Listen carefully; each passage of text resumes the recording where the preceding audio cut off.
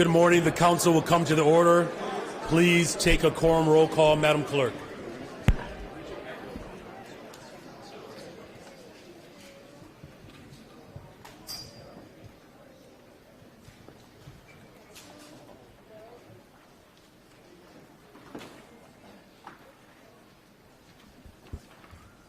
The quorum is now open. The quorum is now open. Please use your e-device. The quorum is now open. Raise your hand if you need support.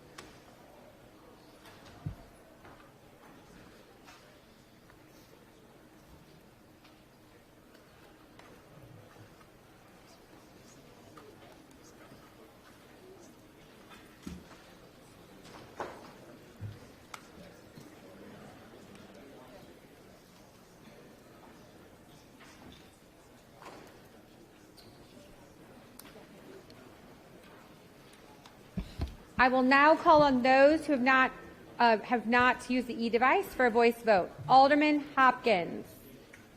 Not present. Alderman Hall. Present. Alderman Beal. Present. Alderwoman Gutierrez. Not present. Alderwoman Coleman. Not present. Alderman Moore. Present. Alderman Curtis. Present. Alderman Cicho Lopez. Present. Alderperson Fuentes. Present. Alderman Burnett. Present. Alderman Wagaspack. Present. Alderman Conway. Conway, present. Alderman Ramirez Rosa. Not present. Alderwoman Mix. Present. Alderman Sposato.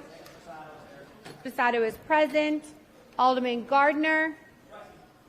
Gardner is present. Alderwoman Clay. Not present. Alderwoman Silverstein. Not present. Your Mayor, we have a quorum. Very well. Thank you very much, Madam Clerk. There are how many are present? I can't see. There are 44 present. There are 44 present. Thank you. We do have a quorum. There are no alders who have requested to participate remotely. Very well. Let's stand for the Pledge of Allegiance. I pledge allegiance to the flag of the United States of America and to the republic for which it stands, one nation under God, indivisible, with liberty and justice for all. Please remain standing for our invocation to Director of Renew Chicago, Mr. Mike Rolfs. Thank you, Mr. Mayor. In behalf of Renew Chicago and Park Community Church and Chicago Sunday Evening Club, I'm delighted to be here. Please know that every day, Monday through Saturday at noontime, we have a Zoom call. We pray for the city, and you all are being prayed for regularly. So let's pray.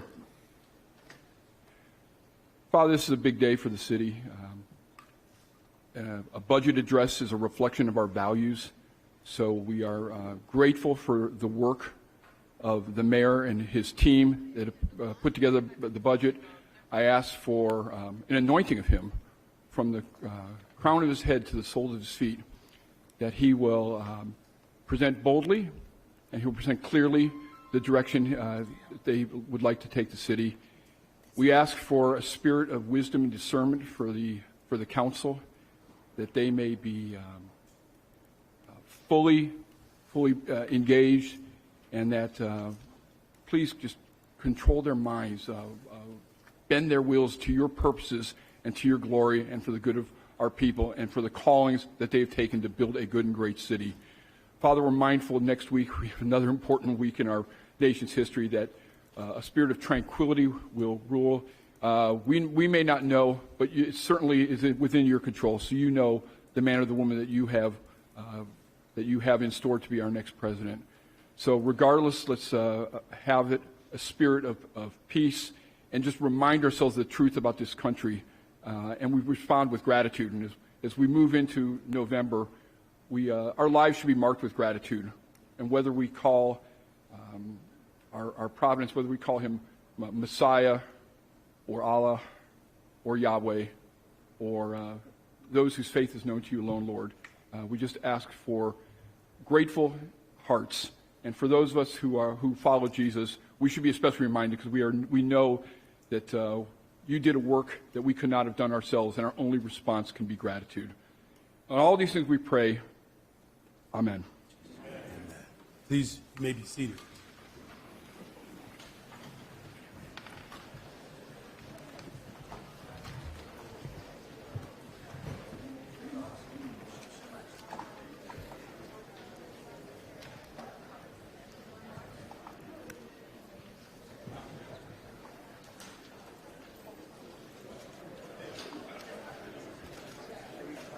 This is the portion of the meeting for public comments, Mr. Clerk.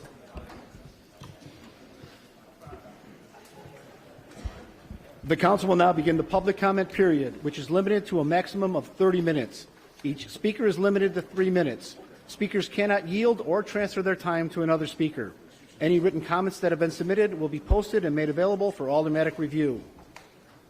Our first speaker today is Mona Michalis.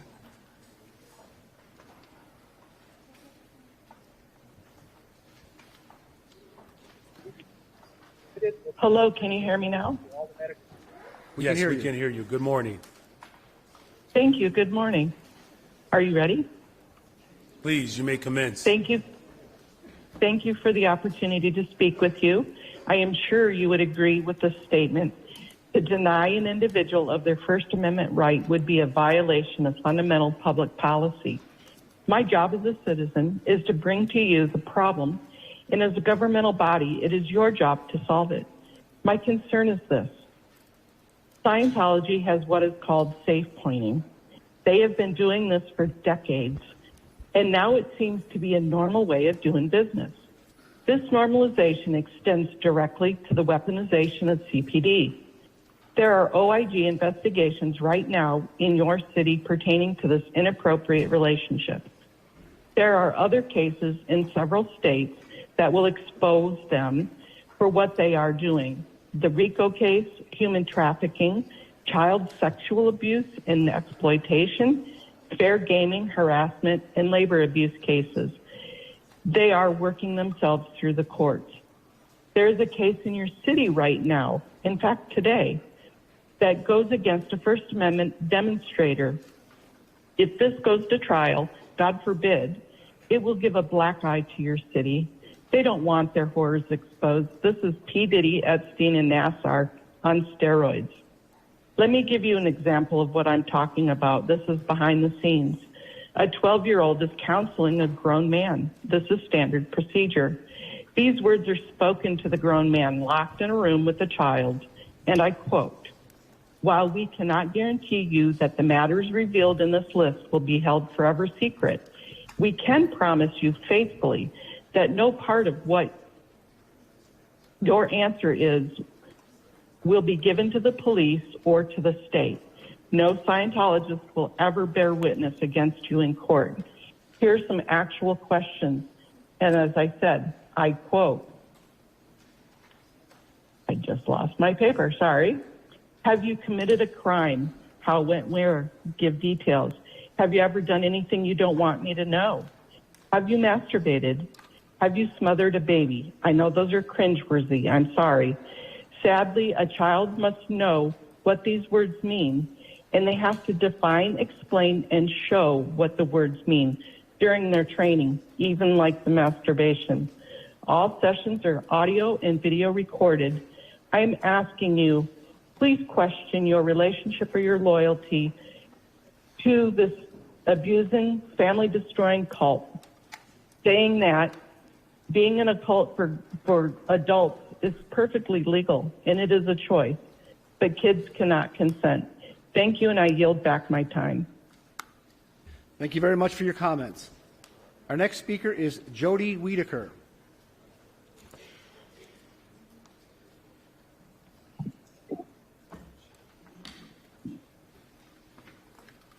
Good morning. Can you hear me? Good morning. Yes, we can.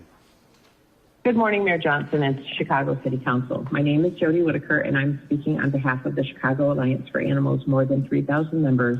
But I am also speaking for millions of people who want to end the brutal suffering of beautiful, wild, fur-bearing animals and stave off the dangers of confining thousands of animals to tight, contaminated spaces where viruses can thrive. I'm going to read a few quotes from a May 2022 New York Times article titled "The Michigan Mink Mystery: How did an interspecies outbreak unfold?" In late September of 2020, captive mink on a farm in Michigan suddenly fell ill.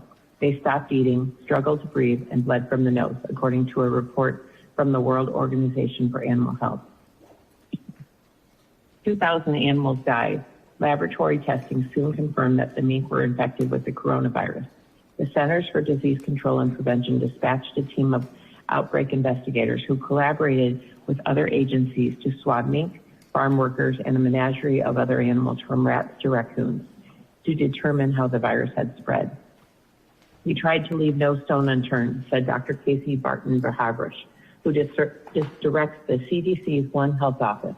Last month, the CDC confirmed that 4 Michigan residents, including 2 farm employees, had been infected with the same unique coronavirus variant that was found in the mink. Since the early days of the pandemic, when the coronavirus tore through fur farms, scientists have worried that mink might become a long-term reservoir for the virus and a potential source of new variants. To date, coronavirus infections have been detected in mink on 18 American farms, the most recent in Wisconsin in February. Even as Congress considers a ban on mink farming, there is still no national system for proactive surveillance on mink farms, which are not required to report cases to federal authorities. And officials have not released much information about the outbreak investigations they have concluded. Some of those details are reported here for the first time. Together, the secrecy and spotty surveillance make it difficult to determine how much of a risk mink farms pose, scientists say, and it threatens to leave experts blind to the emergence of worrisome new variants that could spill back into humans, extending the pandemic. As you just heard, these risks are very real, and we're seeing disturbing trends in our neighboring states of Michigan and Wisconsin. So thank you to the 21 co-sponsors who support O 2023-2983. Thank you all for your time and consideration, and I hope you will all work together to pass this common sense measure as soon as possible so our great city can play a part in preventing future pandemics. Thank you very much for your time today. Thank you very much for your comments. Our next speaker is Johnny Mohammed.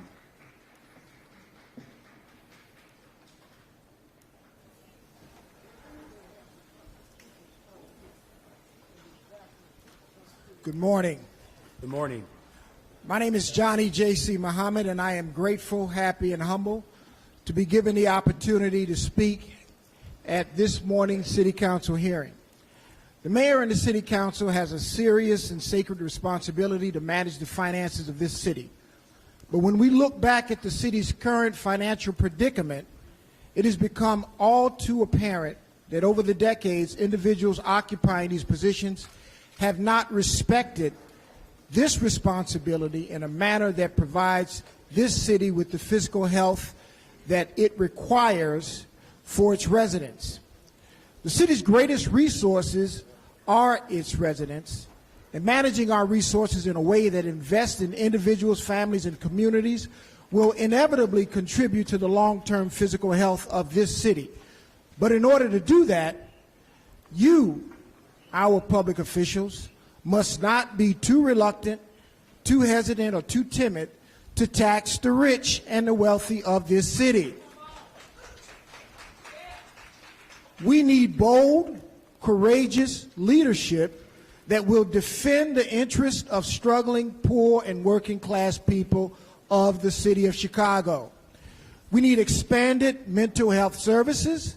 We must have concrete and comprehensive solutions for our homeless population. And our youth programs and services should be of the highest priority because our young people represent the future promise of this city. We need a budget that creates millions of jobs and increase wages for those who continue to be on the sidelines of the Chicago economy. We need a city budget that invests in our public schools and our underserved communities in a manner that ends the systemic inequality in our tax system by making corporations pay their fair share and makes this city once again safe, decent, and affordable place to live in. Thank you. Thank you very much for your comments. Our next speaker is Christiana Powell.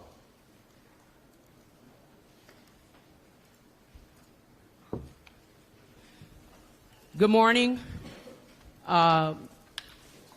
Should I wait until the mayor comes back? Because my address is to him. So please stop. Thank you for stopping that clock.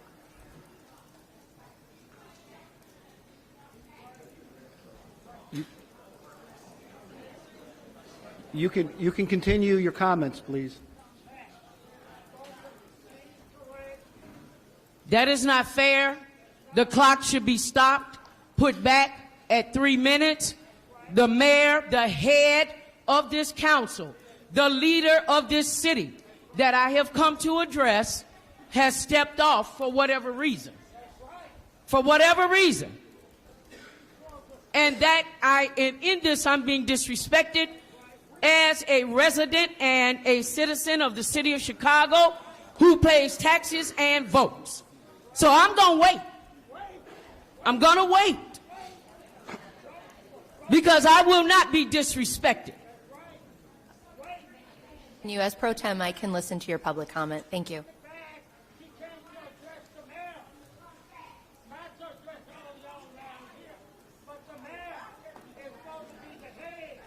Please continue with your public comments. Thank you.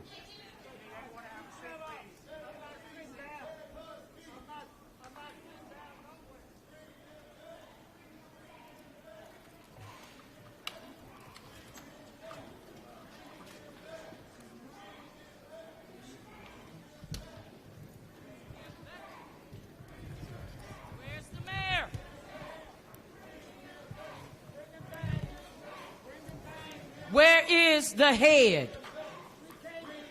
The body cannot receive anything unless it first comes from the head and flows down. The body does not tell the head what to do.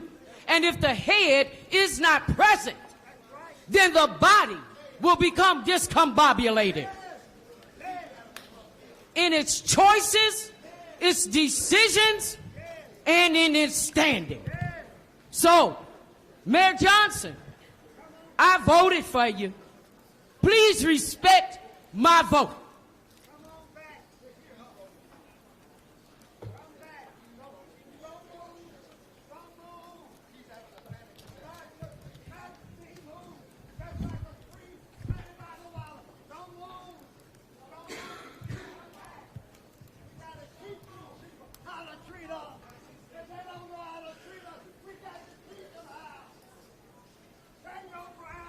I will respect this council, even though I am being disrespected. I don't, trust me, the God I serve is guiding me right now.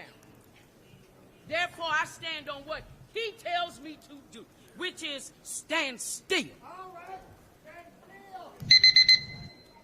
Thank you very much for your comments. Our next speaker is Will Tasman.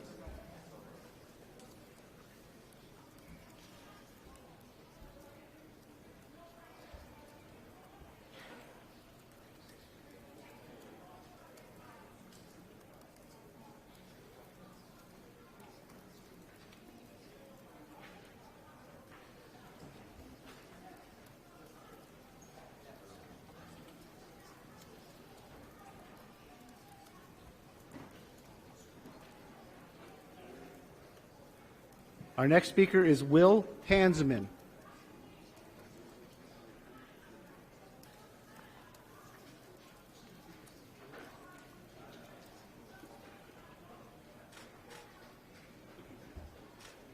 Go to the next speaker. Let's go to the next speaker, please. Our next speaker is George Blakemore.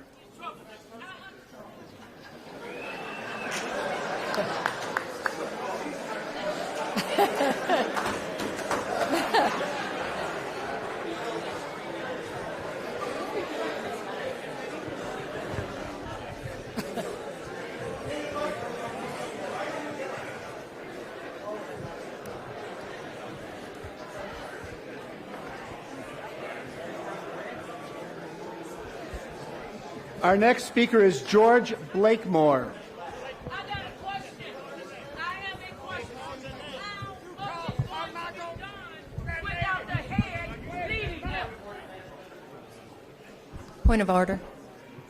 Alderman Lopez. Thank you, Madam President. Why is the Sergeant at Arms hand on the microphone while Mr. Blakemore is trying to speak? I'm not sure, Alderman Where's the Lopez. nail? What? You Give me heard? 1 second, please. Get away from me. Get away. I came to speak to the mayor. Do they know it's his turn? I came to speak to the mayor. Let me. Can we please turn the mic on for Mr. Blakemore up there? Police! Call the police! Call the just relax.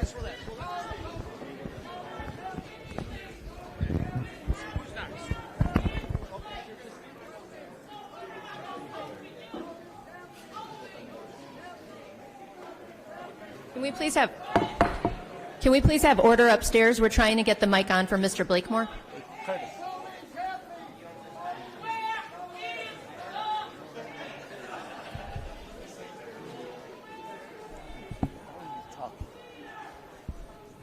Okay. Let's go to the next speaker, please, and then we'll go back to Mr. Blakemore. He seems to be Our not going next to the speaker microphone. is Mary Baggett.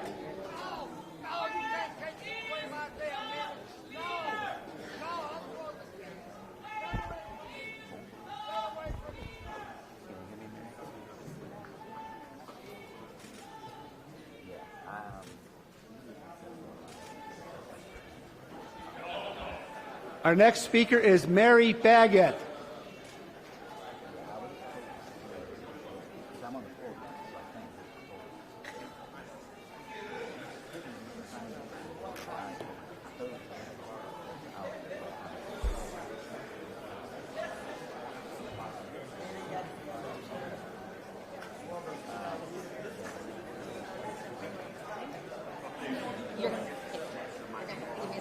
No, the microphone's still there. I understand.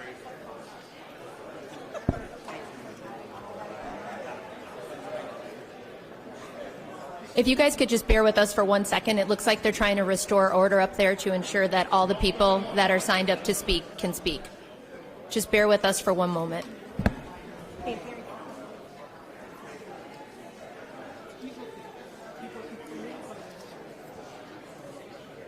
Mary Baggett.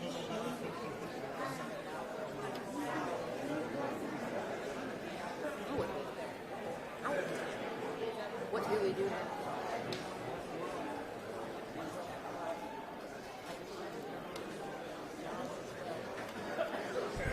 Let's take a 10-minute recess while we work out the technical issues upstairs.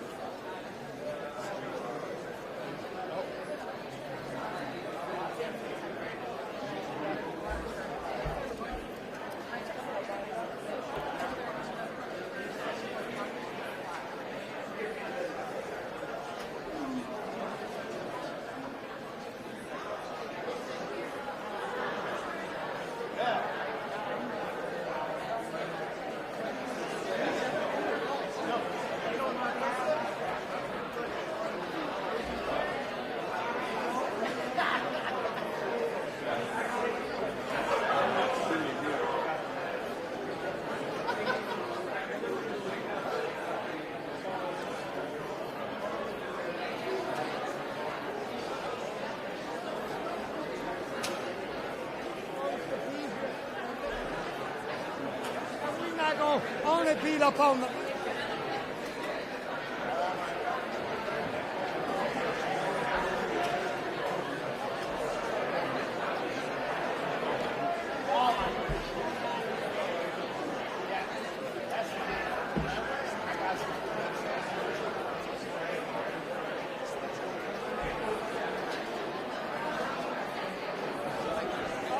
Thank you. Checking. All right, thank you now. Go Red.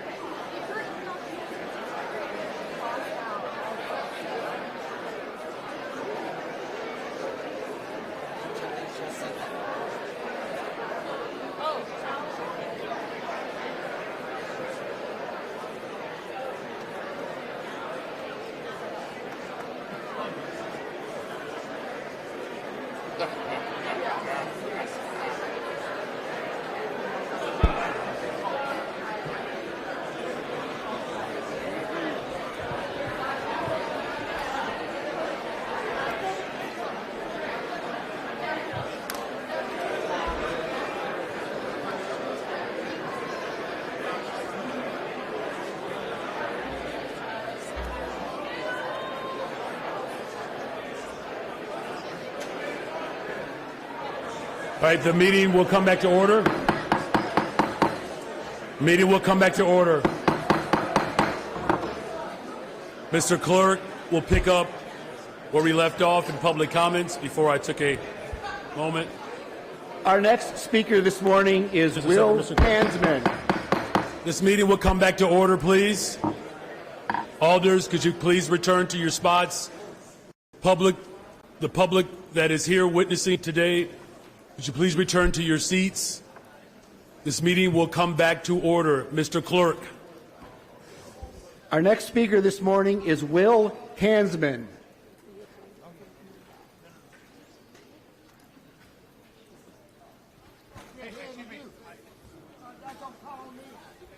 Good morning. Good morning. My name is Will Hansman, and I serve as Executive Director of the People's Lobby, a grassroots organization with members across the Chicago region who fight together for racial, economic, and environmental justice. For decades, our previous city leaders gave tax breaks to corporations and the wealthy, invested in downtown, while taking money out of schools and social services and low-income and working-class neighborhoods. We see the results in our underfunded schools, encampments of homeless people, struggling public transit system, and more. And this doesn't make people or businesses want to move to or stay in our great city. We are grateful to the mayor and the city council for taking some initial steps to reverse this inequity. We appreciate Mayor Johnson's work to reopen mental health clinics, invest in affordable housing, and push for more funding for schools. As federal COVID relief dollars run out, I know this is going to be a challenging budget. But our city needs to invest more rather than less and build on the progress that has begun. We need to reject cuts to essential public services and identify new revenue sources that are as progressive as possible given the limits of the city's revenue-raising powers. Some options include pushing the huge elite universities with multi-billion-dollar endowments to agree to payments in lieu of taxes, establishing a fee on vacant properties, increasing hotel taxes, increasing taxes on airplane fuel, reestablishing a corporate head tax, and taking money from TIFs. And if we need to raise other taxes, I'd rather pay a bit more for the public services we need than to see further cuts devastate our city services. And we need to fight for longer-term progressive revenue sources that may require action by other levels of government. We want to see the city expand funding for affordable housing, schools, mental health clinics, shelters for both new arrivals and long-term homeless people, non-police public safety solutions, enforcement of workers' rights, public funding of elections, green infrastructure, and more. Only by investing in Chicago can our incredible city follow through on its promise and potential to be a city for all of its residents, a city that prioritizes poor and working people and not just the rich and powerful. Thank you. Thank you very much for your comments. Our next speaker this morning is George Blakemore. Honorable Mayor Brandon Johnson, I would like to, I know you got a heavy load with the Honorable Mayor Brandon Johnson, before when you left, perhaps it was an emergency and you did leave when someone was speaking. Now we're glad to see you are back. I'm asking you, will you allow the young lady to speak? She came specifically to address some issues with you. So could you do that? Anyway, the big picture here is a one-party system. They're all Democrats. All Democrats. And it is a corrupt machine here. It just didn't come here with Brandon Johnson. It's been here. These budgets never been balanced. Now, you want to beat up on him? Mayor Daley, get all that money when he sold out the streets. Get all that money. Only thing, we just have a new overseer. But just don't, with that Democratic machine, it just go from one hog pen to another. It's time for us to change this. good citizen. Change it. Go red. Go red. Go red. Well, did you know Trump's a racist? Well, both of those political parties are racist. So what we got, I'm leaving one plantation on my way to another plantation, but my ultimate aim is to be a free black man in America. I want my people to open up banks and have economic development. I want them to have excellent schools.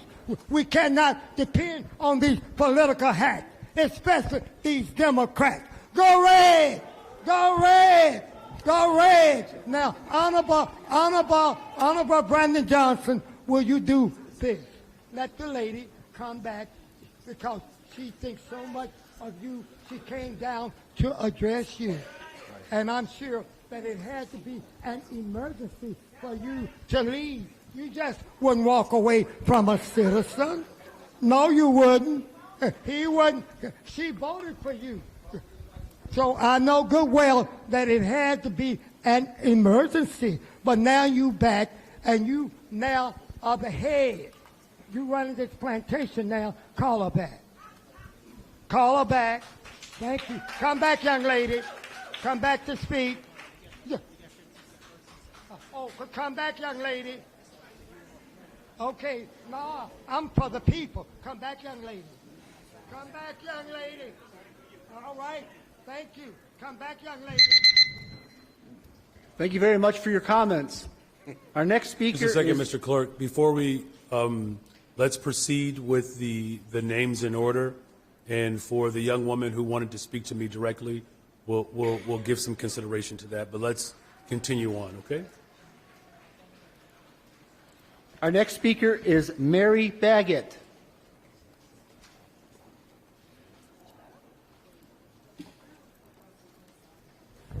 Good afternoon, everyone. Good morning. I'm coming to this microphone because I want to address Walter Burnett for being disrespectful to our leadership.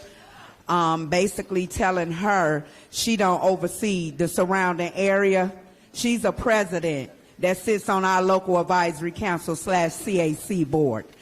And she is the president of that surrounding area. And for you to tell her she don't oversee the area, she just only oversee Horner, that's disrespectful. Horner sits through that development from Washington to Randolph to Madison and anything else in that area. You need to learn how to respect the people. And not only that, that $7 billion project that's coming and y'all want CHA land, she's the president of that. And the only way it could get addressed or approved, they got to come to us first. We are a board of 14. So when you say she don't run nothing, you're wrong.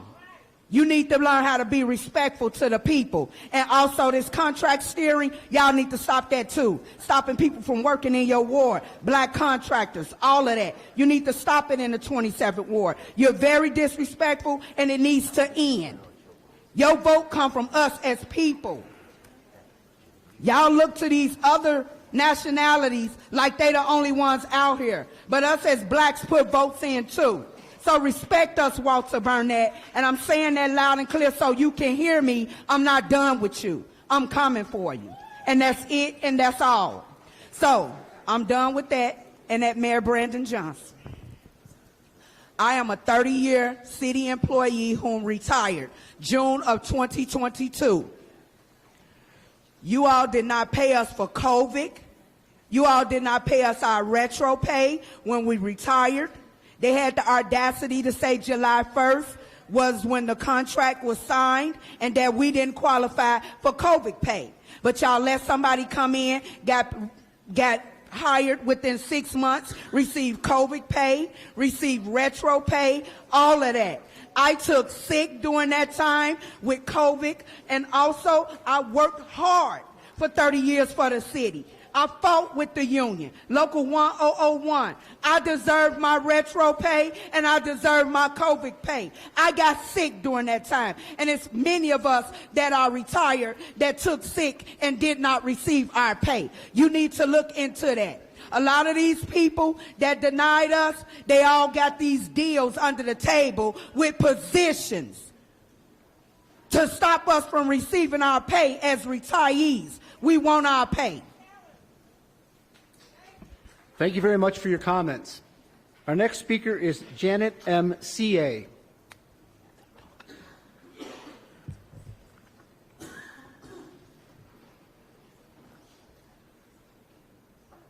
Thank you, City Council. I have a poem called Wake Up, Open Our Eyes and Ears. I can remember when I was a little girl and I felt safe in my neighborhood place. I never thought about being shot at, child trafficked. We didn't worry about stuff like that. I remember as kids we had a healthy fear of those in authority. We had community uniformity. All the kids understood that when the street lights came on, racing home was the norm. Most of us had a mom and dad at home. We rode bikes and played outside before computers and cell phones. Wake up, open our eyes and ears. Are our eyes and ears closed to the devastation and evil that's being exposed? The hopelessness, the foolishness, our youth running and gunning, dreams being snuffed out in senseless violence, and many leaders who we trusted respond in silence. Parents' hearts are aching, losing their children senselessly to other children misbehaving, dreams being snuffed out. Wake up, open our eyes and ears. Everyone with our skin ain't our friend. I'm not saying we should deny who we are as a people, but blind faith in man has been lethal. We need to see the truth, and in it we'll find the proof. It's like we believe everything some leaders say, believe what they do. That's where their real fruit would be on display. There are those who say that we as a people can't succeed in this country. Putting it bluntly, I believe some of them think we're stupid. We are told how oppressed and suppressed, and we'll always be excluded. What's not said is that we are descendants of people who suffered, endured, and persevered. We are strong people who are resilient, innovative, brilliant. Wake up, open your eyes and ears. We have multitudes of successful black men and women, families who have worked hard and succeeded in the face of the race card. All this racism rhetoric is wearing thin. There will always be racist people. God calls this sin. Families and communities are unhealthy. Morality in our pockets are running on empty. We have what's full is our caskets and jails. Why do we keep trusting government to get us out of this hell? Wake up, open our eyes and ears. How did we get here? Has trying to remove God from society worked for us? Maybe we need to return to a godly fear. Some in power have been blinded by evil and lost their way, and the cost has been more than we citizens want to pay. What do we have to lose? Maybe it's time we put God first. If not, we have not seen the worst. I long for those days when children playing outside safely was not an illusion. When education, working hard, and perseverance and moral was our economic solution. Wake up, open our eyes and ears to this evil stuff. Citizens, when are we going to say, enough is enough? Praise him. Thank you very much for your comments. Our next speaker is Tuwalu Stewart.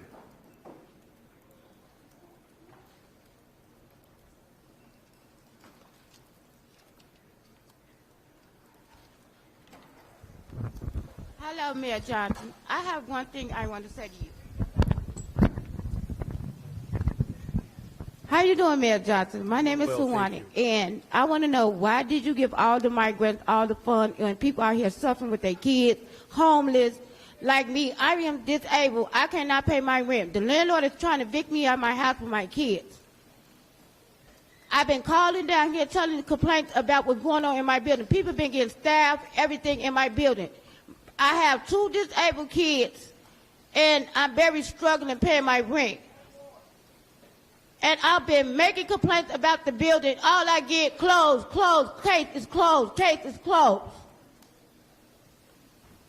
I can't get no help to get out the building. I've been talking to Jeanette Taylor about what's going on in the building. I cannot get no help to get out that building with my kids. I'm living around drugs head, crackheads with my kids, and I have 2 disabled kids. I don't understand you. Then you gave the migrants all that funds, and they walk around up and down King Drive selling stuff when other people need stuff too. I don't understand you. You gave them that funds. They over there selling drugs and everything over there on King Drive. They over there stealing out the stores and everything. Stealing out stores that we need in the community.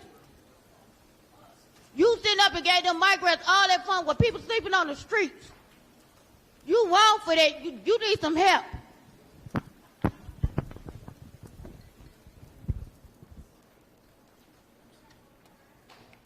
Thank you very much for your comments.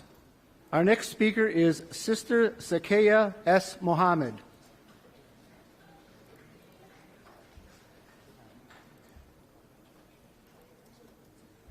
Bismillah Rahman Rahim. I would just like to say good afternoon, I think it is, to Morning. Mr. Mayor, my brother, and to the City Council family and the media down there. I want to get right to the point because I want to direct my first concern to the Committee on Special Events, Cultural Affairs, and Recreation. We have a big problem at Ellis Park Fieldhouse on 35th and Cottage Grove, which is in my community that I have lived in for 40 years. Very beautiful facility, but we're going into our 7th week, and we do not have an instructor for a chair exercise for our seniors, or chair aerobics for our seniors, or line dancing for our seniors. Here's the biggest problem. There is not an attendant to come in and mop up puddles of water in the women's locker room when we come out of the pool from water aerobics that I take 3 times a week. Now, you know that's a suit. Park District need to look at that very careful. There is one in the evening, and she wants more hours. Why you can't give her those hours during the daytime when us 70 and 80-year-old seniors have to hop around in puddles of water in the ladies' locker room? That is a concern that is really bothering me. The second thing is the healthy home ordinance. Please, Mr. Mayor, I want you and all the people that have signed on to it to discuss the need for the rental inspectors program that all residents need. This is an ordinance that will allow inspectors to come in every 3 years and inspect these apartments so it won't be any problems. Our residents will not have to complain all the time. If the aldermen that are not passing or not supporting this bill, they should consider supporting this ordinance. It's very necessary, very, very necessary. So think about it. It is the Chicago Healthy Home Program. Please, those aldermen that are not supporting it, please think about putting your heads together because we got new housing that's coming up. And we want to keep new housing together, and we want the tenants and residents to be happy in their homes without any problems. Thank you, my brother. May Allah continue to bless you. Thank you. Thank you very much for your comments. So leave from the body to allow Ms. Christiana Powell to give her public comment so that she can give it directly to me. Ms. Christina Powell, you have 3 minutes. Christiana. Grand rising to everyone. Good morning. Thank you, Mayor Johnson, the mayor that I voted for giving me this opportunity to address you, the head of this body, directly. My name is Christiana Powell, and yeah, I got something to say. We can talk about problems all day long, but we got to get to the solutions. And I'm here to tell you, definitely, there's an open secret taking place in this city. Any area that has been labeled gentrified, that's an open secret. What that word means is you pick out your property and come and get it.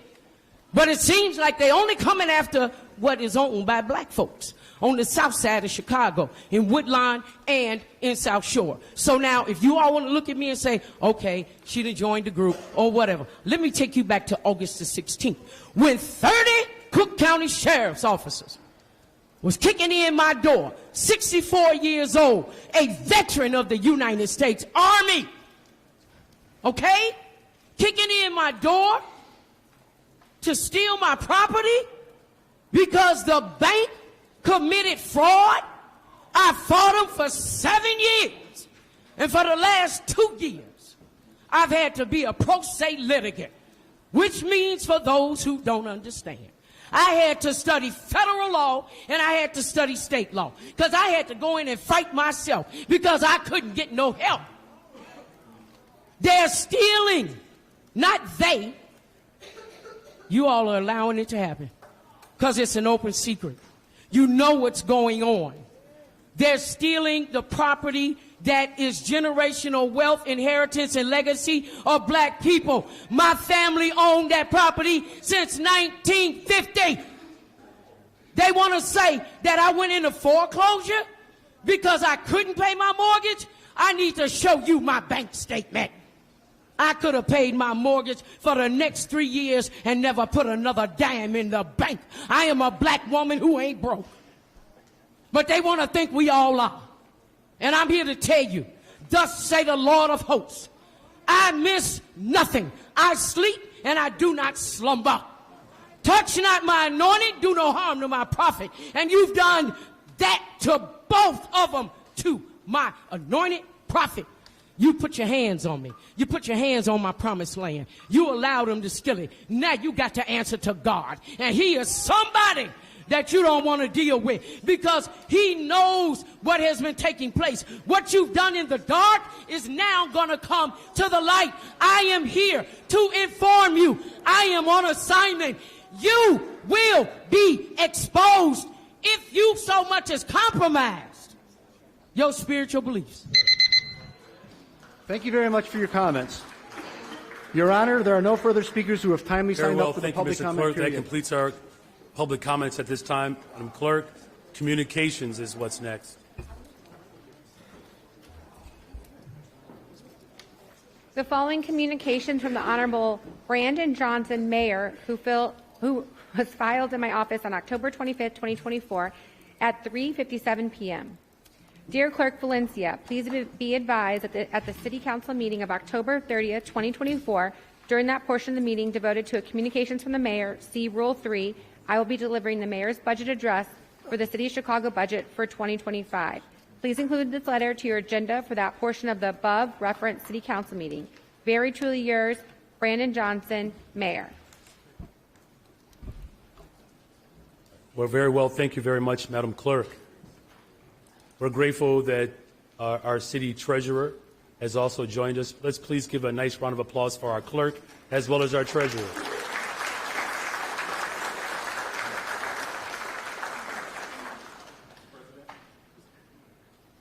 The chair recognizes Alderman Bill.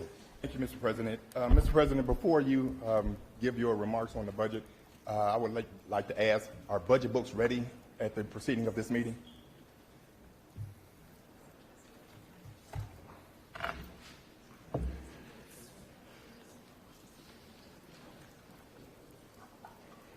That is correct. So they will be available. Budget books will be made available. 201A? All the room numbers around here. Just give me a second.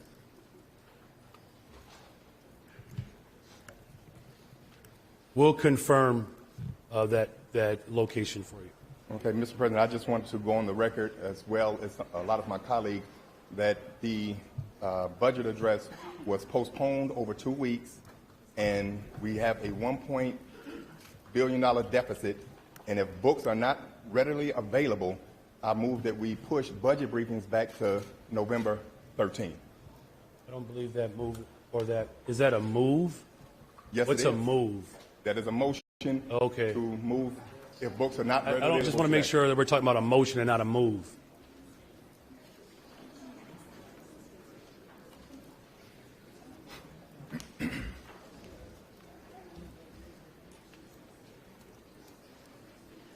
We'll make sure that the budget, as being presented today, that will be made available as it always has been. Very well.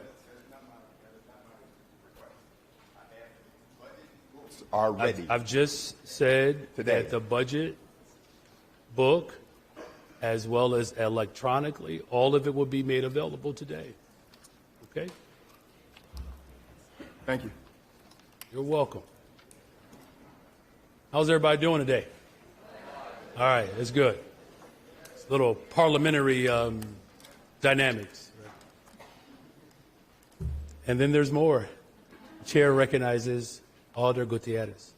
Thank you, Mr. President. I just want to make sure that I'm recorded as present. Thank you. There are a number of individuals that have walked in after attendance is taken. We'll make sure that Gutierrez is added. Were there other alders? I believe Alder Robinson, was he recorded? I believe Alderman Hopkins is now here. Alderwoman Clay is here. Alderwoman Coleman is here. I know that Alderwoman Silverstein has been in the room, though she is not currently present. I believe that everything is pristine and in order, like the Johnson's household was on Saturday mornings. To the Vice Mayor Burnett, Chairwoman Dow, Chairman Irvin, Chairwoman Harris, to the President Pro Temp Nugent, to members of the City Council, and to all of the residents that have assembled today, good morning. When I stood up here last year, we had just closed a $538 million budget gap. We faced that challenge head on and focused on the closing of that gap while also investing in people of this amazing city. We made tremendous strides in critical investments in youth employment and housing, mental health, and community safety. We also forecasted, though, that in 2025 we would face a deficit of this magnitude, $986 million. The choices we made to present a balanced budget have certainly been sobering. And as a city, we are constrained by our legacy pensions and our debt costs. These past debt challenges, our budget, and our ability to invest in the great city that we all love. Debts that were created by repeated decisions to kick the can down the road when tough choices presented themselves. Those so-called tough choices at the time concluded closing 50 of our public schools. 14 of our mental health clinics were shuttered in order to cut costs. The Department of the Environment was eradicated to cut costs. I was in North Lawndale when schools were being shut down and the families in that community desperately cried for another pathway forward. I was in Bronzeville. I was in Roseland, in my own community in Austin, when these services were cut and people begged this body to do right by them. The parking meters sold. Chicago Skyway sold off to balance the budgets. Our pension funds were ignored and the city did not fulfill its obligations to working people. And the city deferred paying principal on its debt service year after year after year after year. These short-sighted decisions have had serious long-term consequences. Let me give you an example of one of them. 10 years ago, our city pensions were projected to go bankrupt in this decade. From 2004 to 2014, the city did not do enough. They deposited an average of $442 million each year to the pension funds, which was less than half than what was required. And because of that, we are now obligated to contribute $2.7 billion to the city's 4 pension funds, and we will contribute an additional $2.9 billion in the 2025 budget. When I ran for office, I promised to tell people the truth and that I would not support programs that we did not have funds for. And I'm going to stick to that promise. We will pay the city's past and present bills, and we will not leave a legacy of unpaid bills to the next generation, so that by the time my daughter is 18 years old and she gets to finally vote for me in the next 8 years, I don't want her to go to that polling booth and say, "Dad, how come you didn't do something today to fix the problem so she doesn't inherit the crisis?" In spite of the past mistakes, our administration, though, we've been able to fulfill the promises that I made to Chicago and deliver for the people of Chicago, and we did it in a fiscally responsible way. It turns out that you can invest in people. It turns out that you can invest into the core values of what makes us this incredible city. and do it eloquently and do it responsibly. We invested in our city's future by increasing the number of young people hired through the One Summer Chicago program. We hired a total of almost 28,000 young people, which is nearly an 8,000 increase since I've been sworn in. And through One Summer Chicago, we were able to make sure that young people could gain professional experience and real paying jobs and a vision for their future. There's one specific example, though, that I'm very proud of. The General Labor Training Program. We work with the City Department of Human Resources and the Department of Streets and Sanitation to partner with Chicago Public Schools and Local 1001 to develop and implement what we call a General Labor Training Program. This 12-week on-the-job training opportunity provided 70 CPS graduating students with job skills. Participants achieved union bidder rights during the program, and upon successful completion, they were offered the opportunity to bid on placement for laborer vacancies. 55 of the 70 general laborer trainees were hired for full time, and they are working for the city of Chicago today.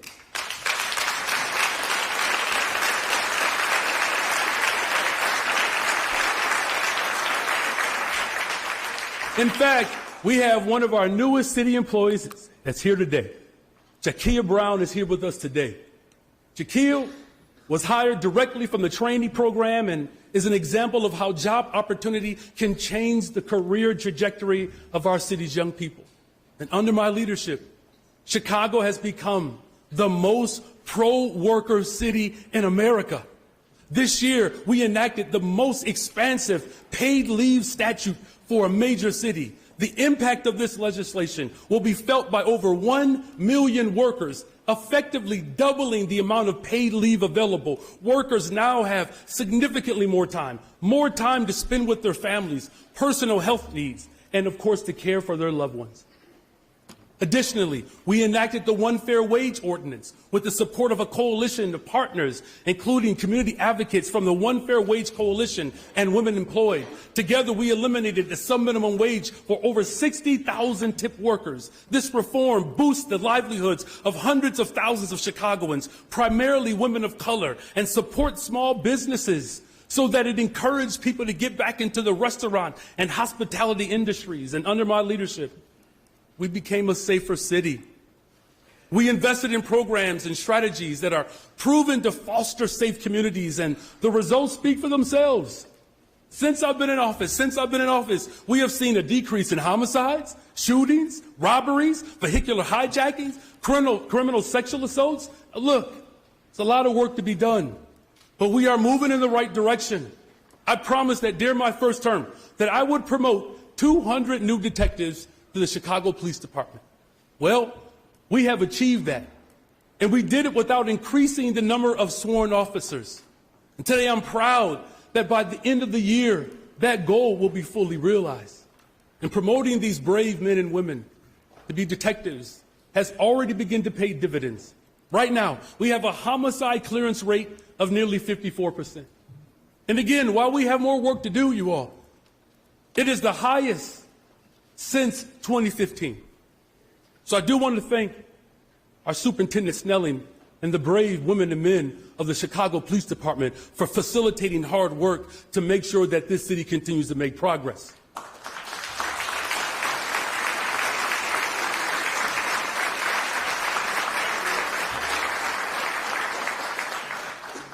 I also want to recognize our Mayor's Office of Community Safety, their impressive efforts to holistically address the root causes of violence with the common goal of keeping our city safe. In addition, thank you.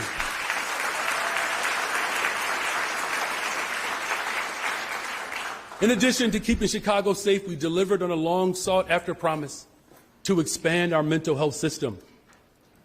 We are reopening a public mental health clinic in Roseland. We are layering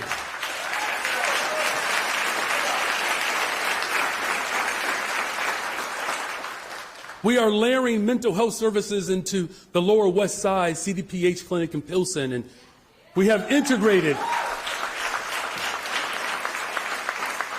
And right on the west side of Chicago, we've integrated Mental health services at Legler Library. It's the full force of government, you all. It's the vision for a better, stronger, safer Chicago. We have made the monumental transition, though, from a co-responder police response to a full public health response for 911 calls regarding mental health crises.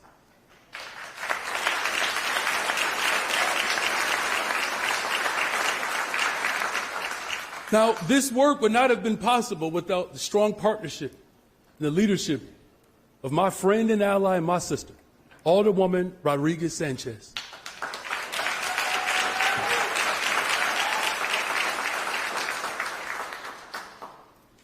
You know, this mental health system expansion ordinance, it was designed and was created with a working group and allowed us to make these new investments.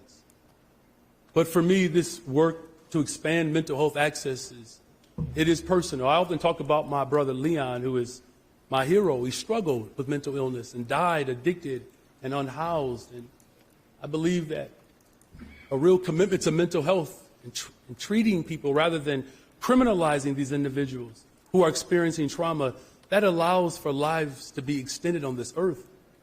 I'm proud of the vital work of our care team that they have done, responding to families and individuals in need, and we get them the help that they deserve. And I want to take a moment to acknowledge Tiffany Patton Burnside, the Senior Director of Crisis Services.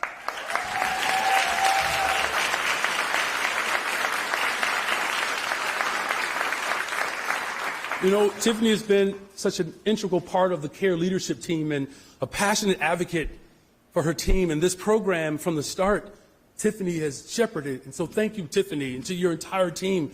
The care team has addressed over 1,500 cases and counting.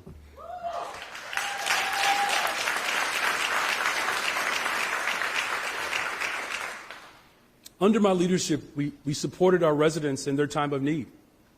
You know, after the West Side was hit with an intense flood, my administration, through the Chicago Department of Housing, we secured an additional $5 million for flood assistance repair program. This program aims to support up to 200 homeowners whose homes were damaged significantly during the torrential rains in July of 2023. And I'm proud to say that we are still moving full steam ahead with these repairs. This week, Faye Cobbins, a proud resident of the Best Side, the West Side of Chicago, will have work done in her house. And in the past year, we have made it clear to Chicago that we are open for business, you all. We have worked hand in hand with government agencies, the state, the county, World Business Chicago, and the business community to usher in more than $20 billion of new investments in the city of Chicago. And this includes PsiQuantum, which will anchor the Illinois Quantum and Microelectronics Park, which is that whole campus that will transform the southeast side of Chicago. That place has been left vacant for the last 30-something years. And under my administration, we finally delivered something for the southeast side of Chicago.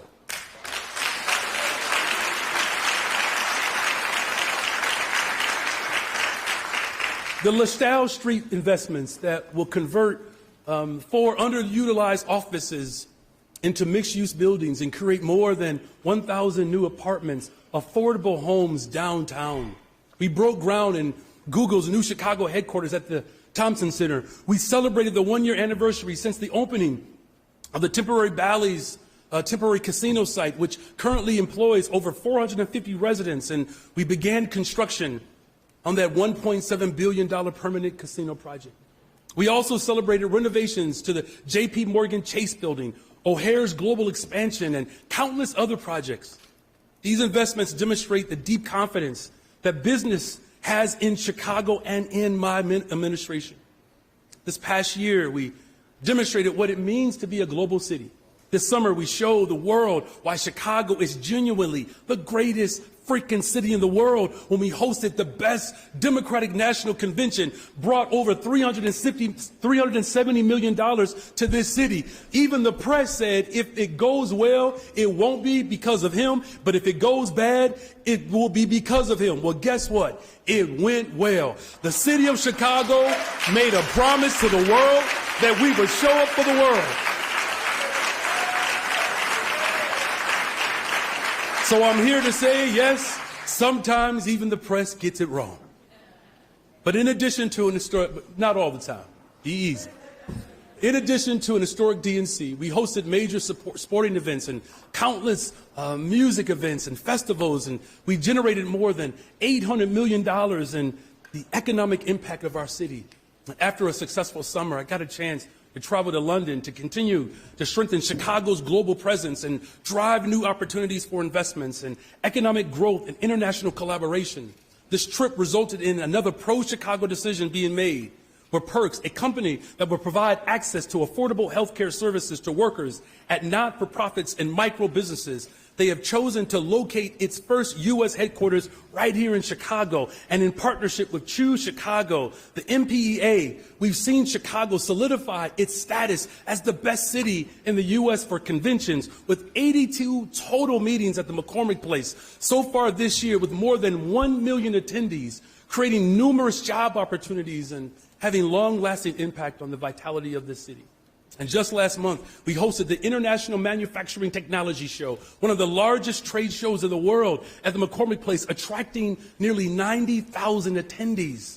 This year, we passed the Cut the Tape initiative to fast-track commercial and residential development in Chicago to get more shovels in the ground so that we can get more cranes in the sky. Because for too long, we've heard that it is too difficult to build in Chicago. We have heard that the city needs to get out of its own way and reduce the hurdles that developers and contractors face when they're trying to develop housing and commercial properties.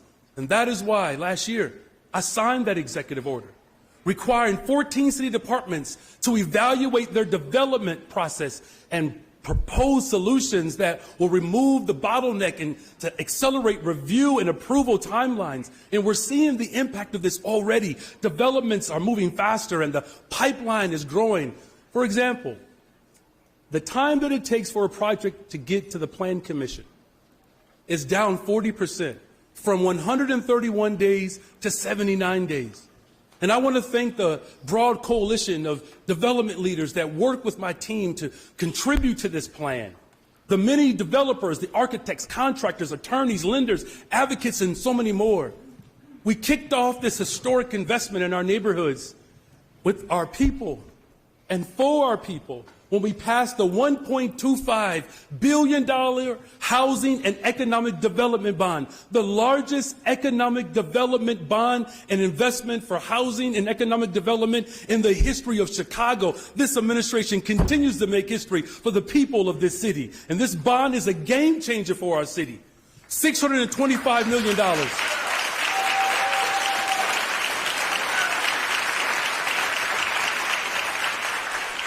$625 million going directly into small businesses, community assets that are ultimately the anchor of the neighborhoods across this city. We've already used this bond to invest in local businesses like the Austin Hope Center. This facility will be anchored by Lurie Children's Clinic. The building will also be occupied by Thresholds, who will provide behavioral health care to people experiencing serious mental illness, people who are experiencing homelessness and living on the streets on the west side. And by investing in spaces like the Austin Hope Center, my administration seeks to continue to close gaps currently that exist in our healthcare system, and particularly neighborhoods like Austin. The west side will never be forgotten again, ever.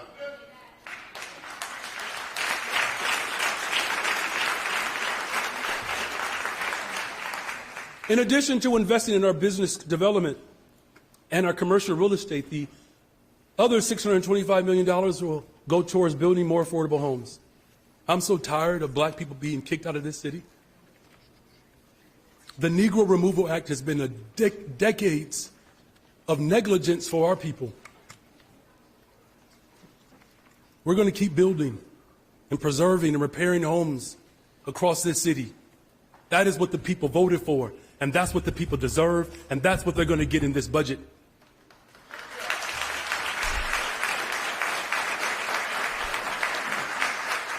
That's why we turned over vacant land so that developers can build affordable homes in the 20th Ward, in the 9th Ward, in the 24th Ward. And additionally, my administration utilized the once-in-a-lifetime American Rescue Plan Act where we relaunched the city's ARPA spending plan in June of this year after careful evaluation of each initiative. And I'm proud to say that we've doubled the emergency fund for gender-based violence survivors to $10 million, providing immediate, unrestricted cash assistance for those seeking safety and stability. Thank you, Stephanie Coleman. Thank you, Jeanette Taylor. Thank you, Maria Hatton, for seeing black women.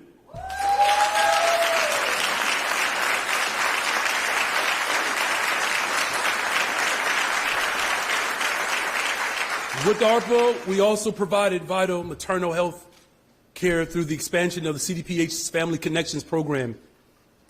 We also are supporting artists and arts organizations in need because the pandemic wreaked havoc on the art industry, and we're providing much needed grant assistance to small businesses and not-for-profits to help sustain their workforce and to build up their capacity post-pandemic. And every investment that we made last year, from youth employment, workforce development, mental health, community safety, housing and homelessness, demonstrates our commitment to investing in people. And I want it to be very clear. I have to be clear. In this year's budget, we are going to build on the progress that we have made. Even in a difficult budget year, we will not stop investing in our city. The people who make the city thrive, we will continue to invest in them. And over the course of the past year, my community engagement team worked to actively engage residents during this budget process, and we held 4 public roundtables, one exclusively for young people across the city. We need to hear directly from people so that we can make sure that their priorities are in this budget. And we listen to the needs of the community, and we use the robust community engagement process to guide us when we develop this budget, just as we did in 2024. And in this year's budget, we will continue to invest in people. We will continue to invest in communities and empower everyone to be able to live up to their greatest potential. And that is why in this investment, in this budget, a $52 million investment will again be prioritized for our young people. We're going to increase the number of paid summer jobs for our city's youth program by additional 2,000 positions, preparing our young people for the workforce tomorrow.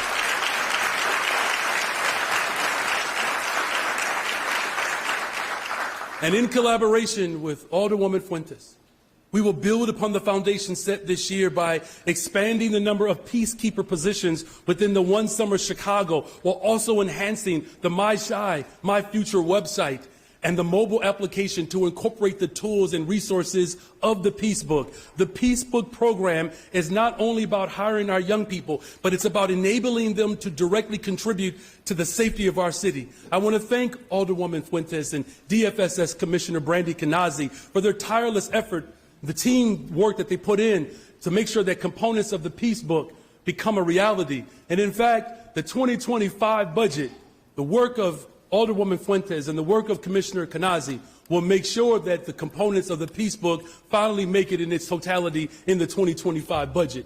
In addition,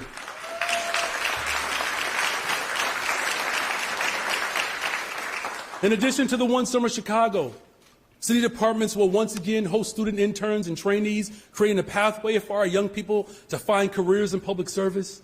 And through an investment of $40 million in this budget, we will see our capacity to care for the unhoused in the city expand by more than doubling the number of beds within the city's shelter network from 3,000 to 6,800 beds.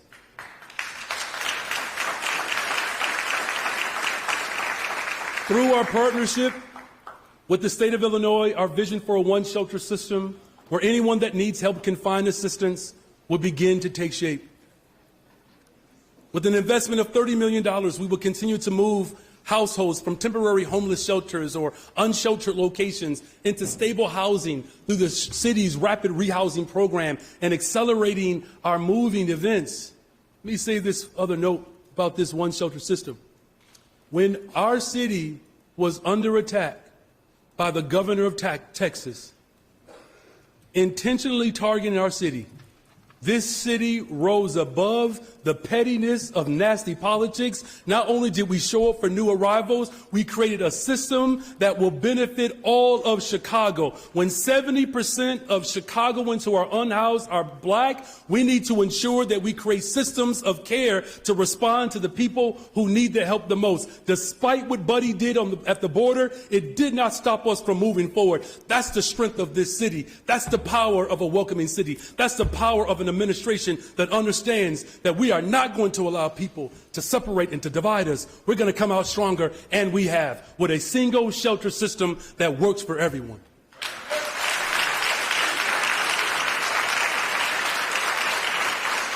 But we know that sheltering the unhoused is not enough. We have to promote conditions for making housing more affordable, and we need new financing tools to meet the scale of the problem. And in 2025, my administration is committed to the launch of the Green Social Housing, an innovative and proven form of affordable mixed-income housing development that does not rely on federal subsidies. Not only does this model offer a way to grow the pie, it increases the number of affordable homes that the city can create without relying upon state and federal subsidies. And because it is structured like a revolving loan program, by recycling people every few years, it allows for new projects to go online. And this program will be funded with $135 million from the Housing and Economic Development Bond, making it the largest social housing revolving loan fund in the entire country. Chicago, we're doing it again.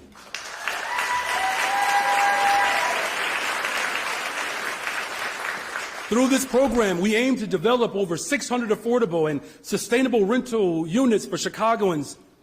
We can do it over the next 5 years. Additionally, in the years ahead, we will continue to advance the once-in-a-generation modernization project known as O'Hare 21, starting with the construction of Satellite Concourse 1 at 19-gate. Expansion is already underway. This will create over 3,800 construction jobs and numerous contracting opportunities for diverse firms of all sizes. This administration will continue to work to strengthen the mental health network of those in this city. And by building upon reopening the 3 mental health clinics in 2025, we will continue to build capacity with those clinics, as well as hiring behavioral health telecommunicators within our Office of Emergency Management and Communications to ensure that calls are triaged appropriately with care dedicated to those who are in need. With over $100 million in investments in community violence prevention in 2025, we will continue our work, you all, to provide direct investments to communities that are being plagued by violence. The Mayor's Office of Community Safety awarded several key community organizations with grants that are ultimately leading efforts to decrease violence and increase investments in the areas of these sections of the city that need it the most. And Teamwork Inglewood will lead our efforts in Inglewood. The historic West Side NAACP will lead the efforts in Austin, and Beyond the Ball in Little Village will work hand in hand with my administration to make place-based and people-based investments through the People's Plan for Community Safety. In addition, under the direction of our new Director of Reentry, Joseph Mapp, the Office of Reentry will lead this administration's efforts to reintegrate those who are returning home from incarceration so that they can experience support and they can actually have some dignity.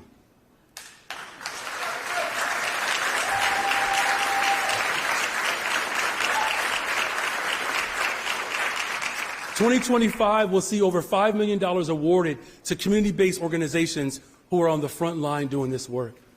And this year, we saw the reestablishment of the city's Department of the Environment. You know, we cannot afford to have cuts to key areas of our government that would put our planet in jeopardy. And despite the spending the bulk of this year staffing up the department under the leadership of our Chief Sustainability Officer, Angela Tovar. She achieved so much. That's right. Give it up for Angela Tovar.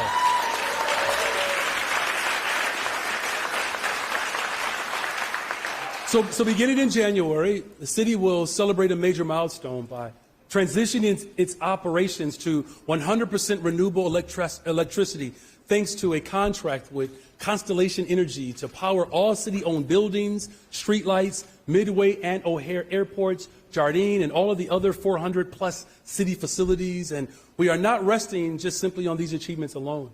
Today, I'm happy to announce that through the partnership with the Civic Consulting Alliance, in 2025, we will further deliver on our plan to reconstitute the Department of the Environment through the delivery of a transition plan, laying out the steps to shift from more regulatory authority under the Chief Sustainability Officer so that we can take on our full responsibility to combat global climate change while healing the communities that have been burdened by environmental justice. 20% of the world's fresh water is in our front yard, you all. Global population shift will continue to happen, whether it's through policies or whether it's through climate change. The city of Chicago can hold another 1 million people in it. We got to return people who have been forced out, and we got to make sure we open our arms for those who will seek refuge here. And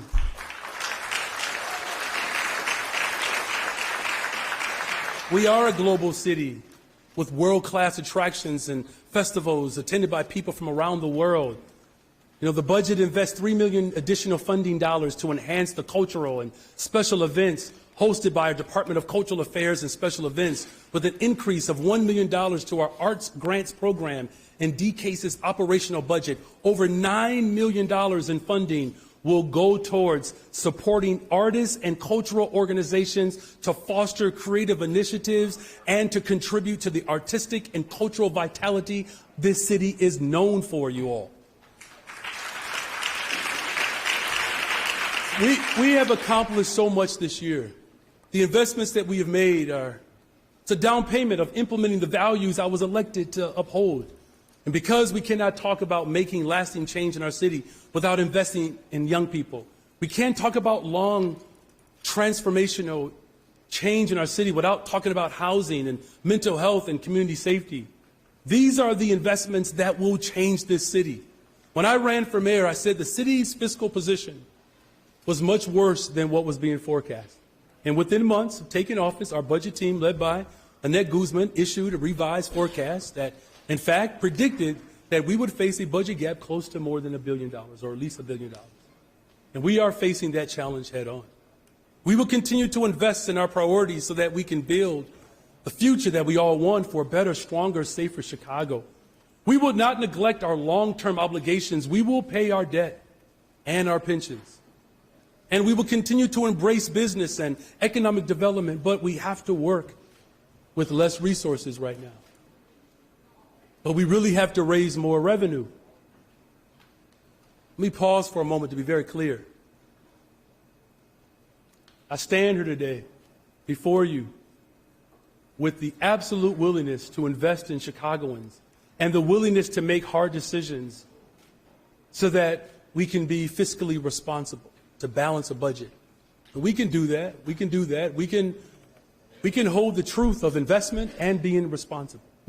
They can exist. Meeting our obligations today so that we have the resources for the future, so that we can continue to invest in our people, that's the smart approach. The city has, for far too many administrations, have governed with this veneer of fiscal responsibility, when in fact they weren't. But this is not our path today. When we released our budget forecast this year, we were faced with one of the largest budget gaps in the city. Anticipating the depth of our fiscal challenge, my financial team began working on ways to lower the cost through budgetary efficiencies while also identifying ways to increase our revenues. And therefore, we made very smart, timely adjustments to our expenditures. My budget team asked every department to cut their budget by 3%. Not only did our departments meet that challenge, but many of them went beyond. Because they understand that for Chicago, we can provide a more efficient government while still meeting the needs of our residents. And City Council, you all also stepped up. Thank you. Cutting your budgets by 3%. And of course, the mayor's office. We had partners with our city clerk and our city treasurer. We also cut vacancies where they weren't mission critical. What does cutting vacancies mean to Chicagoans? It means that positions that are empty today because someone retired or moved to a different job will not be filled. It means that jobs we have planned to fill will be eliminated. It means that the city's workforce will have to operate more effectively, and we will have to have more lean services. Face this challenge. Any large organization has waste, and the City of Chicago is no exception. Our departments drill down to determine where there's waste or overlap. We asked ourselves, what can be done in a better way? For these measures alone, we saved $300 million. To put that into perspective, those savings on their own represent an amount larger than the general fund budget of the entire city of Rockford. And these savings are on top of the $200 million already achieved in the 2024 budget through very prudent fiscal practices that were implemented by my budget team. And while some have called for extreme austerity measures, such as mass layoffs to address our fiscal gap, these are not solutions that align with our values. As a city, it is our responsibility to provide services to our residents, to business community, and to countless visitors who come here. Mass layoffs would hamper our ability to drive economic development and protect our most vulnerable. The people who provide and rely upon health care. I want to take a moment to spell out to everyone what Chicago would look like if we only use cuts to our city's workforce to solve the budget gap. We would need to reduce our workforce by another 4,000 positions, equating to a 17% reduction in the city's workforce. We would have to reduce our police force by 2,500 personnel, or just under 20%. We would be forced to reduce our fire department by over 600 personnel, dramatically lowering our ability to respond to fires and provide life-saving medical care. Our streets would see garbage collection and recycling and rat abatement services and tree trimming completely limited and less frequent, as our sanitation department will be reduced by 150 additional positions, and the maintenance and repair of our physical assets would be further hampered as our facilities team would see an over 200 personnel cut. These cuts threaten to make our neighborhoods, our residents, and our workers less safe. I want to be clear, we will not have layoffs in this budget, and we will still raise more revenue to ensure that we can keep up with our investments.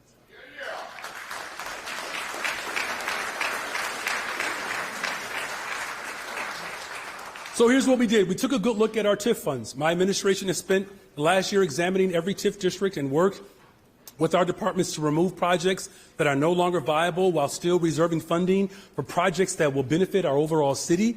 In doing so, we have been able to ensure that every single dollar not used for projects will be returned to all of the taxing bodies throughout the entire county. Here's what this exercise allows for us to do. Our TIF surplus will be $570 million, with $131 million being surplus to the city, over $300 million surplus to Chicago Public Schools, record amounts to other taxing bodies, including the Park District, city colleges, Chicago Public Libraries, Cook County, and Metropolitan Water Reclamation District. Here's why that's important for our community colleges. Since I've been in office, 12% increase in enrollment in our city colleges. The number one subgroup of individuals who are enrolling in our city colleges are young black men.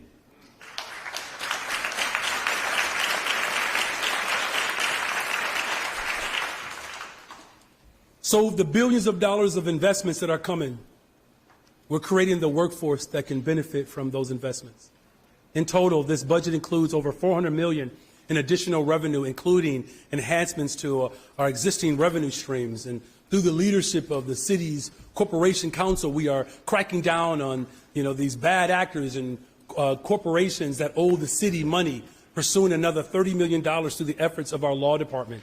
In terms of revenue enhancements, my administration worked diligently to find these inefficient areas in our tax and licensing rates that will raise revenue for the city without overburdening Chicagoans, such as removing the retail concession portion of the bag tax to ensure that the full 7 cents goes towards the city revenue. In other words, your mayor is making sure we get all of our money.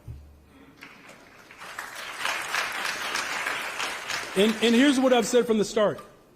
I'm committed to protecting security, the retirement security, and upholding our pension obligations. In this budget, we are adhering to our policy to make a contribution that ensures our unfunded liabilities will not grow further. This fiscally prudent policy is projected to save the city almost $3 billion in the future pension contributions so that we can ensure that our children are not saddled with these long deferred costs and our workers can be confident that pensions that they spent their careers earning will be there at retirement. Our city workers have their pension contributions deducted from every paycheck, and they never miss or defer a deposit in that system. We must uphold our obligations as well. And then when we invest in our retirees and our workers, it keeps our communities vibrant and alive. In Austin, the neighborhood where my wife and I are raising our family, the local economy would collapse if we did not have pensioners holding up our zip code. And that is why, to ensure that we don't lay people off, to ensure that we hold our obligations, to make sure that we continue to make sure that we invest in housing and youth employment and mental health and safety. That is why this budget currently includes a property tax increase of $300 million to fund and keep our commitment to fund not just our pension contributions, but to fund the future of our city. This is tough. It is. It is something that I grappled with for weeks and weeks. We didn't make this decision lightly. I directed my budget team to look at all the options at closing this budget gap. And when it came down to either mass layoffs, curbing vital city services, or an increase in property taxes, I would certainly much rather tax the rich. But I did have to make the choice to increase our property taxes. And I understand that today I'm asking families to lean in yet again and do a little bit more in order to make sure that their neighbors are not laid off and to make sure that we don't have to cut vital city services. I know that across the city, working families make tough decisions every day. God knows that I do.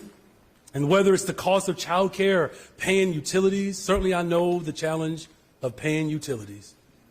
And even going grocery shopping and buying food for our families, I know adding to those tough choices is not easy.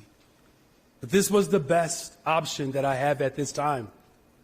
It allows us to move forward in a sustainable way. This is the start of a multi-year process that will finally get Chicago's finances back on track. It is important to realize that one of the reasons why we have made some of these decisions is because our ability to raise revenue that we ultimately need to fund the essential mission of city government, it is limited. The city of Chicago cannot do this alone. The largest revenue sources are either controlled or limited at the state level. Whether it's personal income tax or corporate income tax, sales tax policies, these are controlled by the state. We need to continue to work with the state and the county in a truly collaborative manner to make our revenue streams more equitable. And I have no doubt that with the strong partnership of the state and the county, that we can do that together. Our North Star is to make the city's taxes more equitable. This goal is shared by many, if not most of the people in this room, as well as the majority of city residents. You know, we are not the first to take up this fight. When Governor Pritzker led the good and just effort to create a graduated income tax in Illinois, the federal government and most states have graduated income tax because it is the more fair and equitable method. Higher income earners who have more ability to pay should do and pay more, and lower income earners should have to pay less. It's very simple. The city of Chicago voters, we said yes to that. Our black and brown residents resoundingly voted in the affirmative for that graduated income tax. But unfortunately, a handful of ultra-rich corporate interests lobbied against the referendum, and it was defeated. This year, Chicago residents voted on Bring Chicago Home, which would have provided much-needed funds to support programming and operations to reduce homelessness in the city. The referendum would have authorized an increase to the transfer tax with properties over $1 million when they're being sold. The The referendum even included an inflator so that the $1 million threshold will grow over time, because we did not want the homes of just average working people in Chicago to eventually be subject to the tax just because of inflation. And once again, the efforts of the interests of the ultra-rich and corporations funded a smear campaign which sowed fear and misunderstanding to the electorate. If that referendum had passed, the city would have collected an average of $100 million more in revenues to fund the critical needs of our unhoused residents.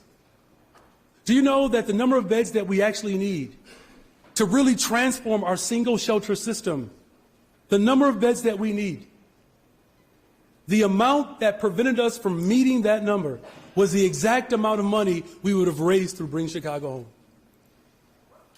And lastly, we did discuss extensively in the 2025 budget forecast Chicago's revenues from the personal property revenue tax dropped precipitously this year due to the expiration in a state law that now allows for corporations to claim unlimited losses against their positive income gains, resulting in a decline of over $150 million since 2023. So yet again, the interests of corporations continue to get favored over working people. And this budget proposal reflects the reality of our fiscal constraints. We will continue, of course, though, the work with our partners, all of them, our labor partners, business partners, city council members, and other stakeholders to tackle this challenge and to make sure that we have distributed taxes so that the burden is not on working people, and we can make sure that the entities that can do more, that they pay their fair share. So I do, additional revenue ideas that allow us to make our obligations and make critical investments and to protect our residents. My administration takes seriously our duty to make sure our revenue collection is equitable and balanced as possible. And that is why we passed an ordinance to greatly expand debt relief programs. This year, we permanently codified the city's Clear Path Relief Program and Administrative Debt Relief Program to ensure pathway for relief from fee and fine debt for those individuals who are least able to shoulder it. It is why under my administration we have expanded the utility billing relief program to three flats to further live out the goals of the program and provide much needed relief to qualified homeowners. And that is why through our partnership with Alderman LaSpada and Alderman Villegas, we will be implementing the Water Leak Relief Pilot Program to provide substantial financial relief to residents facing unexpected water bills due to these negligible underground water leaks.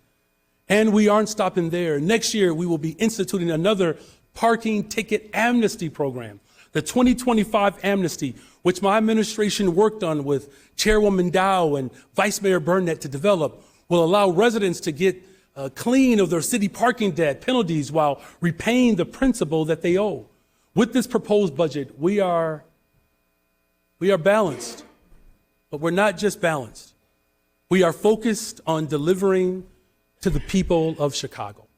We are making sure that we are providing working people of the city with support and services and opportunities that they need and that they deserve. We are building a government that truly works for the people, because no longer will Chicago turn its back on those who are struggling with mental health issues. Instead, the city will lend a helping hand to them. No longer will the city of Chicago be dismissive about our young people and the children who are the future of this city. Instead, we are going to give them real jobs with a W-2 so that they can see opportunity and achieve success. No longer will Chicago's neighborhoods be forgotten. We are going to make sure that residents are not only safe, that crime is ultimately solved. We are going to make sure that our neighborhoods flourish with more and more investments. No longer can Chicago, and no longer will Chicago, be a city where folks cannot afford a home. We are going to build, we are going to build, we are going to build and make sure that there is affordable housing for every single family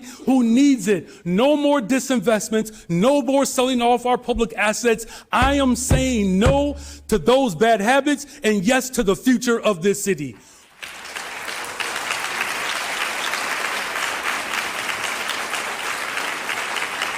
We are moving full steam ahead. We are taking ownership of years of poor decisions that have left everyday Chicagoans behind and charting a new pathway forward that actually invests in our people. We are upholding our promise to the people of Chicago to move forward, to move together, to move forward with a brighter future. The potential for Chicago is still endless, and I'm proud to stand before you today and say that we are not slowing down. We will not be complacent. We will not turn our backs on the people of the greatest freaking city in the world. There is only one direction we're going, and that is full steam ahead.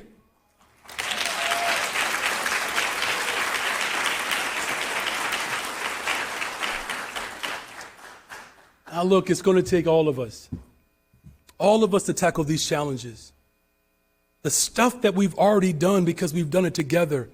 We've already changed the course of this city. This budget was made possible by the countless city workers and leaders and residents who informed this budget, guided us through these very difficult decisions, and supported this mission to invest in people. I want to thank our city department leaders, our commissioners, steadfastly serve our city. It greatly informed our budget process. I also want to thank this finance team.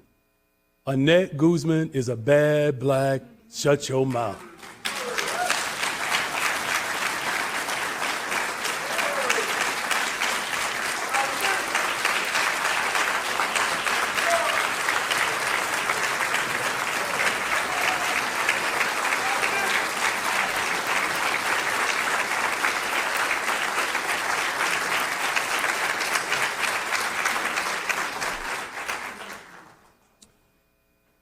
You know, there's this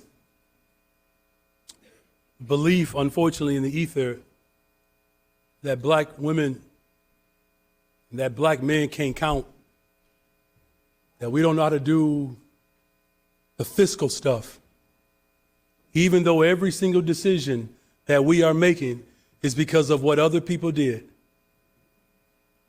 One more time, y'all don't even have to clap. I'm just talking to my sister.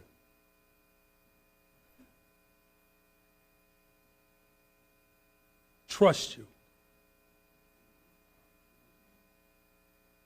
I come from a black woman. I go to bed and wake up to one, and I'm raising one. I'm always going to bet on a sister. Thank you.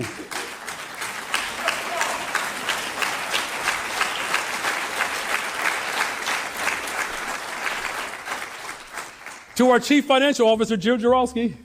Thank you. I'm sorry, Jill.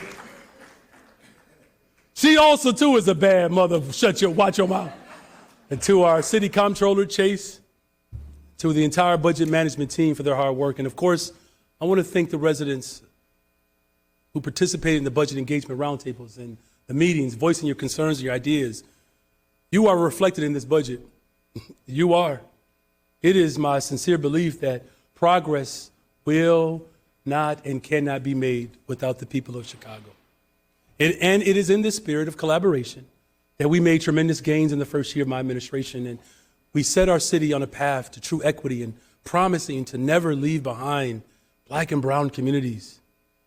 With this budget, we set the stage for continued progress for years to come. Let us continue on this path to make our city even greater. I want to thank you all from the bottom of my heart. God bless you all.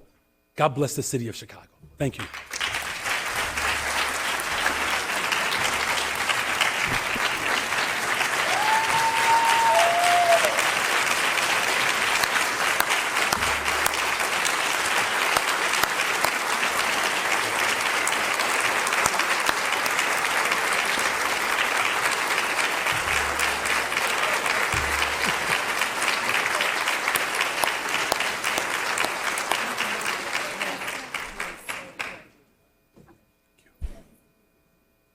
This meeting will stand in recess for the next 10 minutes.